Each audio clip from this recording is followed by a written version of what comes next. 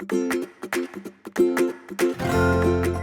to Open Door Veterinary Collective's new quick conversations as we explore solutions to address barriers to accessing pet care and resources in your communities. I'm Amy St. Arnaud with Open Door Veterinary Collective.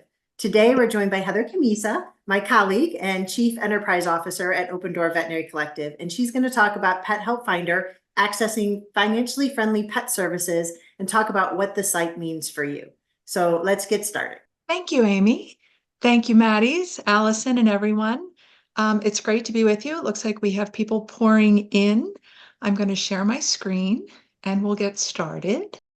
Okay, so accessing financially friendly pet services and what pethelpfinder.org means for you.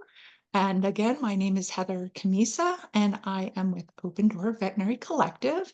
Over here on the right is a super fun graphic that was made by our partners at 211 and United Way Worldwide, certainly celebrating the human-animal bond and, coming together to provide services. This is what the website looks like. We are going to drop out and take a look at it live, but just wanted to share.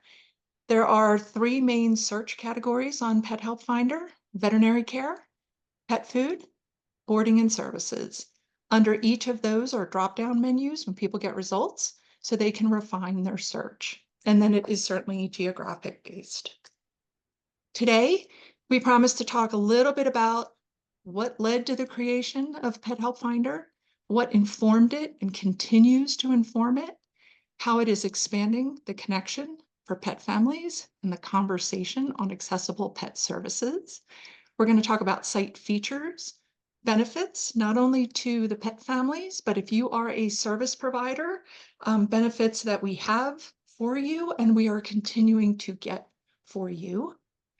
We're going to talk about some of the site statistics, let you know how it's going, insights on some of our upcoming developments to the site, and how the site can help during a natural disaster. So it's quite a bit to get through in our half hour together.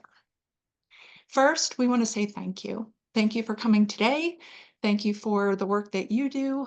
We hope that you will reach out to us either today or after.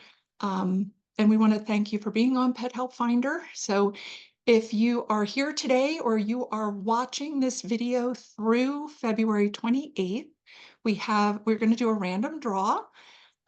Someone will be selected to attend a DVM 360 Fetch conference with the attendance fee waived.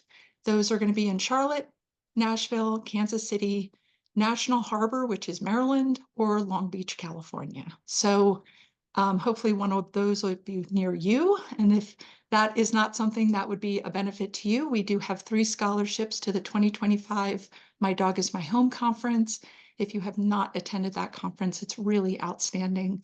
Why Pets? Why Now? The Urgency of Inclusion. That is an online conference. And again, it's excellent.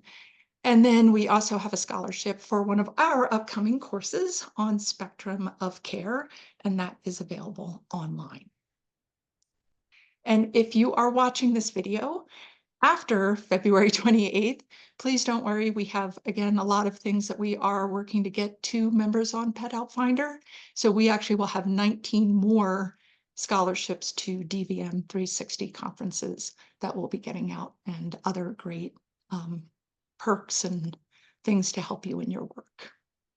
So who are we at Open Door? Because pethelpfinder.org is a project of Open Door. We are a 501c nonprofit. These are our guiding principles. And, we are just absolutely committed to breaking down barriers, driving innovation to expand access to care. And we really work to spread social innovation. We work with for-profit, nonprofit. We work with industry partners. We work with social service agencies. And to the last bullet, we develop partnerships and engage that support keeping pets and people together and the human-animal bond. So this is one of a series that you are watching today.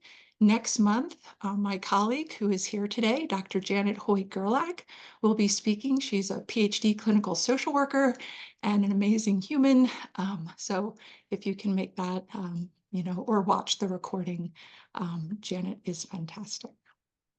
So in short, what we do, we offer online training. We do one-on-one mentorships. We do research. I work with us quite a bit on looking at what do expanded payment options offer for pet families and for clinics to sustainably provide more accessible pet care. We do innovation. We have a social work hub on our website. We'll drop the link to our website in the chat.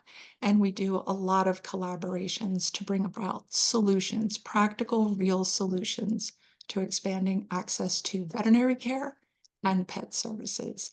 We're also a very proud participant of the Maddie's Million Pet Challenge. If you're not familiar with it, please check that out as well. So what informed the creation of pethelpfinder.org? Well, certainly, I'm not new here. No offense, Amy. Amy's not new here either. We've been working on issues of spay neuter and community animal care for decades. We've also both been involved in research and activities on veterinary care and pet services. And so, but a couple years ago, I worked with Dr. Jyoti Robertson. It was something funded by PetSmart Charities for Meals on Wheels America.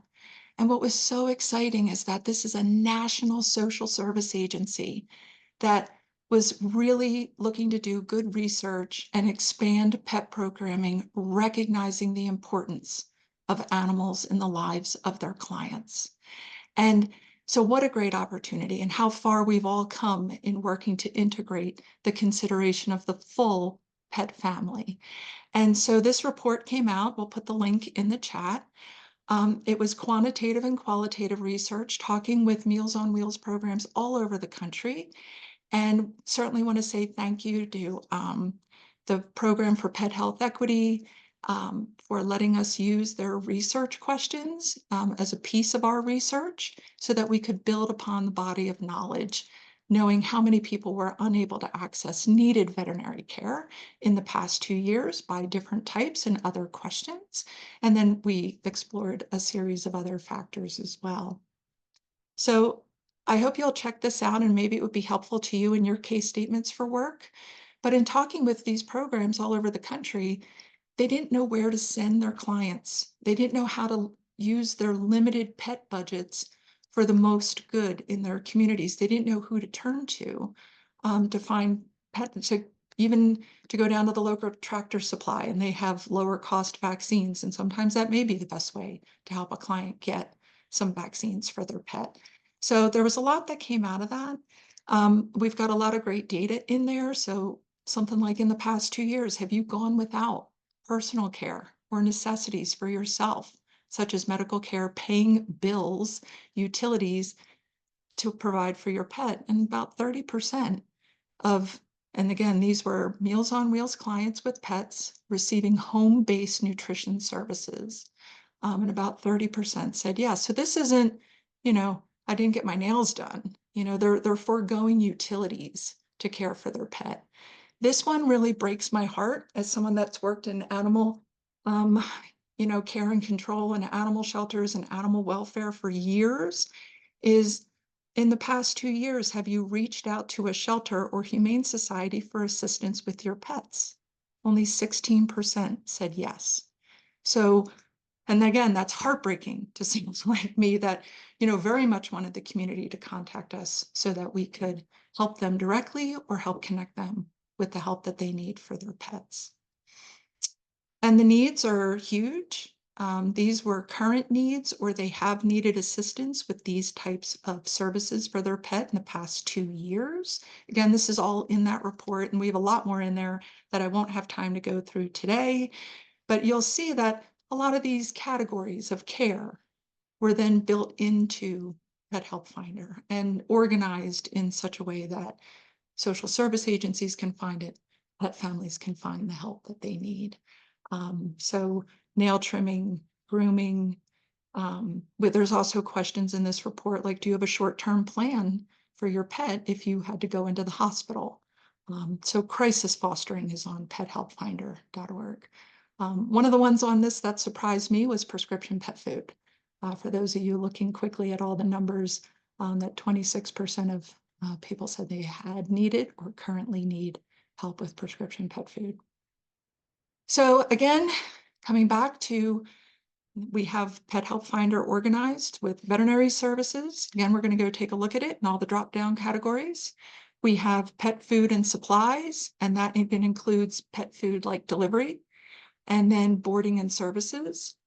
Last month in this session, we talked about overcoming transportation barriers, and transportation services are a searchable category on Pet Help Finder to help people with their pets, as well as crisis fostering and general pet care help. So next on our pledge for today is talking about, why does the site use the term financially friendly? This is really important for us. Years ago, when I did work after Katrina in the Deep South, helping to build up spay-neuter infrastructure, someone gave me really good perspective. And they said, you know, as people in the humane movement, we helped bring about making spay and neuter the norm. But we were not the ones that delivered the majority of those services. And those were the private practice veterinarians. And at Open Door, we are absolutely committed to building a very big tent to solve these issues around accessible pet care. And so there are very meaningful ways that veterinarians are providing services. That doesn't mean they're necessarily free or they're deeply discounted. Offering those expanded payment options. Some of them don't even have a credit check. And then the vet gets paid over time. The client can pay the bill, and you know, the pet gets care. So our term, financially friendly, you can click and read all of it, but just wanted to give you like the perspective behind it. So certainly our site includes grant programs, subsidy programs, pricing that is below the average in a community, but it also includes things like those payment options, and we have research behind how meaningful that is for all the people that get turned down for credit-based financing or don't have the cash that day. We know millennials are now the largest cohort of the pet owning pie, and many of millennials live paycheck to paycheck. And the way VetMed is established, it's, you know, it's a cash or available credit, or you have to qualify for credit with a hard credit check. And a lot of people are still building their credit file or wouldn't qualify. So please take a look at that when you get a chance.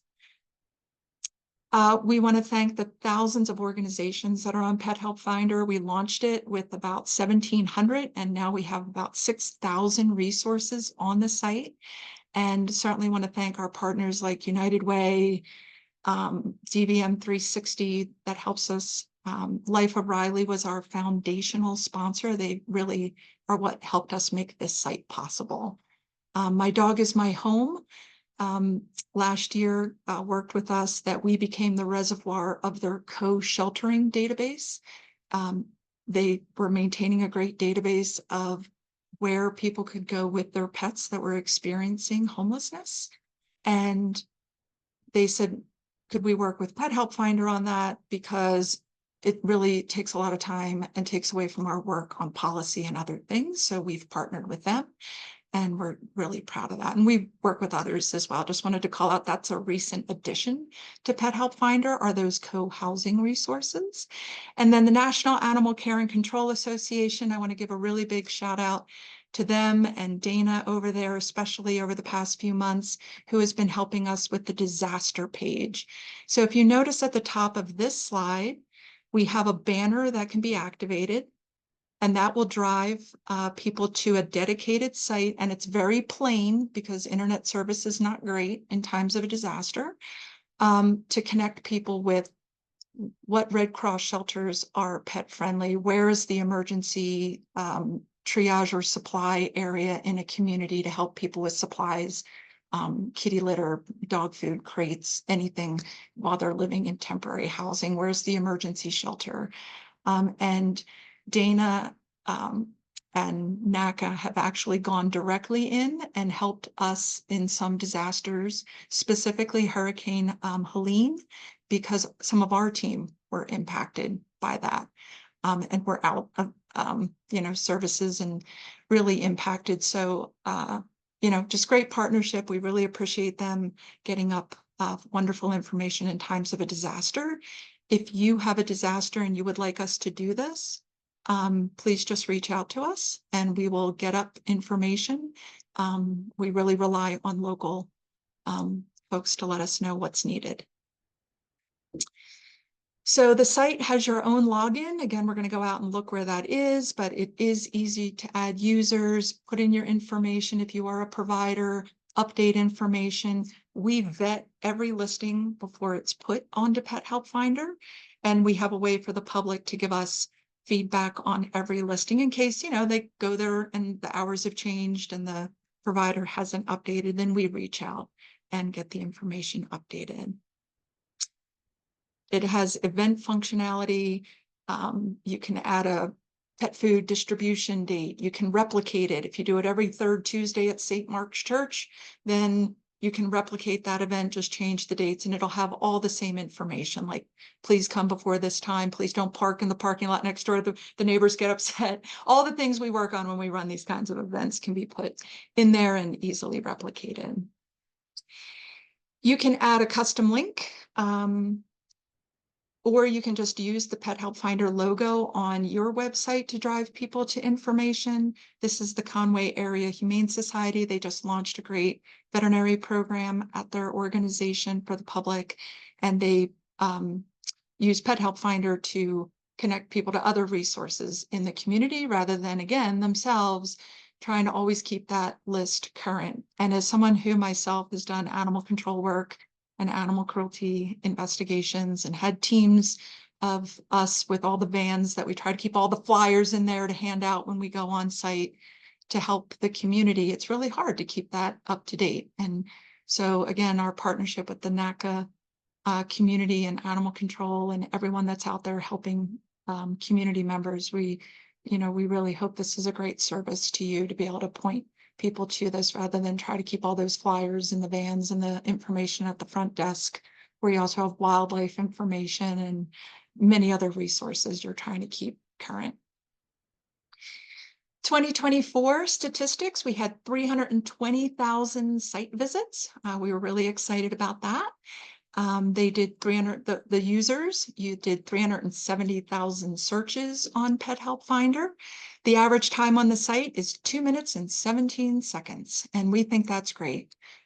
Everything we're seeing, and we do have a way for the public to reach out to us if they need help or they're confused in any way or just need that extra little bit of help. They may not be tech savvy, but that they're coming, they get the information they need, and they contact the folks that can help them either in their community or grant programs that can assist them with their situation.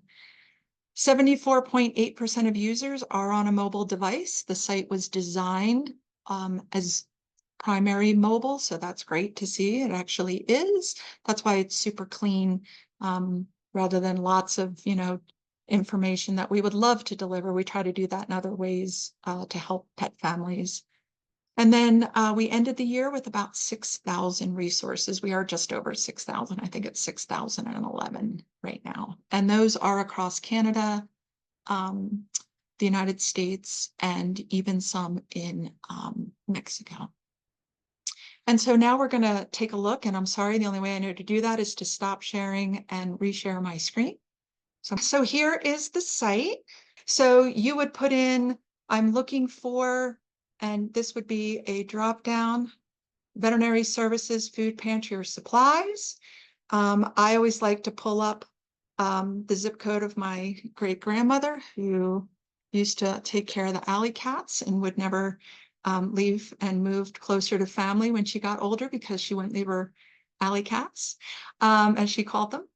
And so if you do that and you look it up, I'm just gonna, for ease of time here, here's what comes up for her zip code. And first will be all of the events. So a lot of these are the visiting vaccine clinics that you see. Next up will be some service providers. It says what they list, how to contact them. You can click on any one of these tiles to open up their individual page. And then at the bottom, and there's many pages of results. And then at the bottom would be traveling resources, online, regional, or national. And so again, those would be like grant programs and other things. Very quickly, I'm going to go over to, here are the results for the food pantry. And again, pet food delivery is one of the options. You can change the search radius. We're very thankful to our friends in Canada who made sure we also made it that you can pick kilometers as your search results. The site is available in several languages. And while that is Google Translate, we have had people go through and some of them, including Mandarin, and we do static updates wherever needed. So if anyone ever sees a translation that isn't great, let us know and we can certainly get Heather, that. could you give the languages? The question was, what languages is it available in? If you could list them. Sure. English, French, Mandarin, Russian, Arabic, and Spanish. But it is a drop down right there with the globe. And the site is WCAG 2.1 AA conformant for persons with disabilities. So, just contrast and like you'll notice the color coding in the background so that when you're in and doing the search for boarding and services, it's always in this color coding. And then under boarding and services, just so you can see the drop down. That includes the pet-friendly human shelters, as well as temporary boarding and other pet care. So that is a quick look there. I just wanted to show you very quickly. I want to pull up Paws. They were one of our testers back in the day. They helped us test the site and give us feedback. There is a place for the public to tell us about a change that's needed if there's something incorrect about the site. We also do an annual data verification process. It's actually a requirement of our relationship with 211.org. I just wanted to say, to get down to how to share us, it is this little button here at the bottom, Share Us. If you click on that, up will come logos that you can download and use. And here's where you can create your own custom link. If you want to do like 25 miles from a certain zip code, give me all the pet resources on Pet Help Finder. And that way, when I put that link connected to the logo, that's what my community gets back. If you have other thoughts or things you'd like to have, again, we really rely on the feedback of all of our partners and users, and that really helps us inform the site development. Okay, what's coming up? We have more perks and partnership benefits for everyone that's on the site because, we're a nonprofit. We are absolutely committed to lifting up the people doing great work in the communities. We want this site to help connect your community with you and also spread the load so that everyone just doesn't come to you. And so we have, like I said, 20 scholarships this year to conferences. We've got vendor discounts, like whether you're in veterinary work or you provide other work, and we send out an email.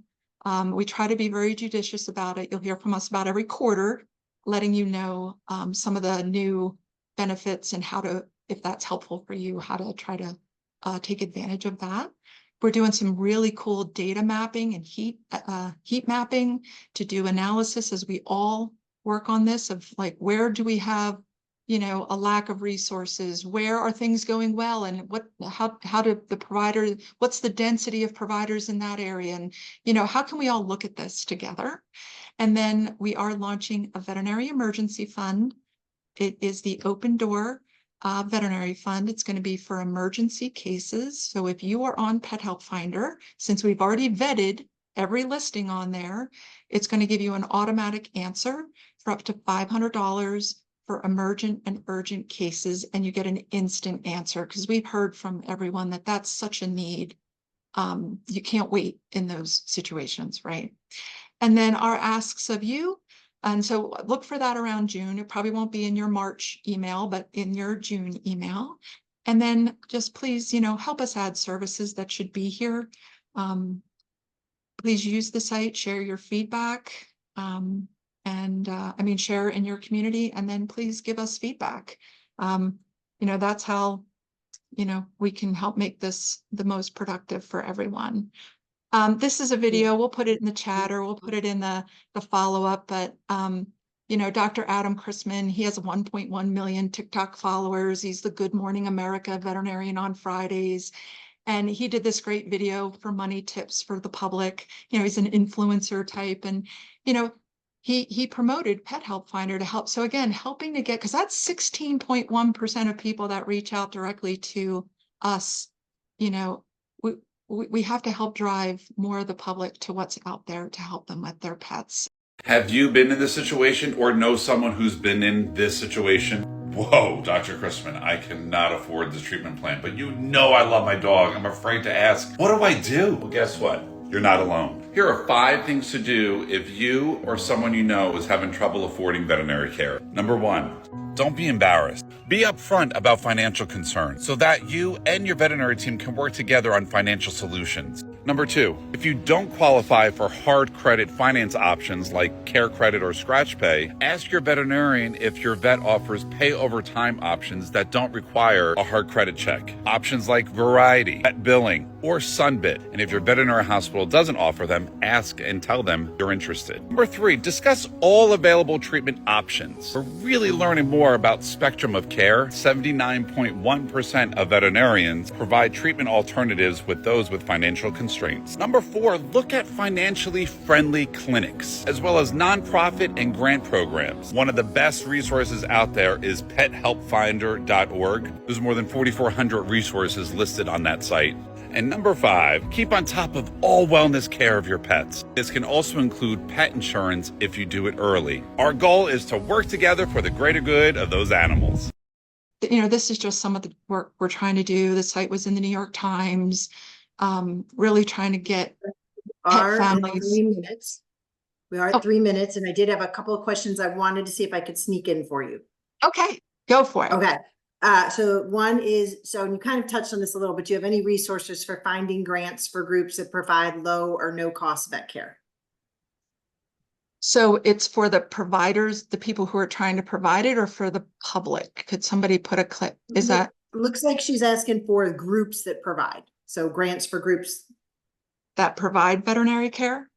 Mm-hmm. Yeah, so, well, so some of these funds would be ones that you could provide for the people that you're helping and helping them locate these. So something like the Red Rover Fund for people that need emergency boarding help or need veterinary help, like their fund is great. That's a wonderful organization.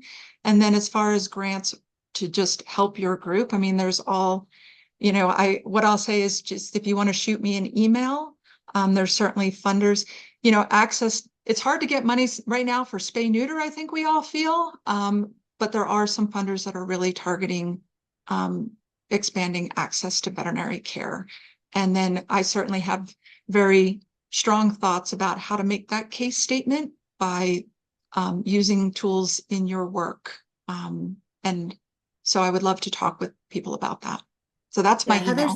Heather's the queen of stretching donor dollars with payment options. So she can definitely give you some ideas on that. I see some names on here running some practices. So definitely reach out. I just put her email in the chat. And then Heather, I know you can't do this right now, but is this something that you could do at a later date? Can you share site visits by state? I know that this person is looking to open a clinic and would like that. Yeah. Yeah, email me. I do have that. California always comes to the top of the list because of population size. I haven't done any like hits, like I have absolute numbers. I don't have like per 1,000 humans, like a per capita hit for you, but the big population states always come up as our top users, and I have it by age group.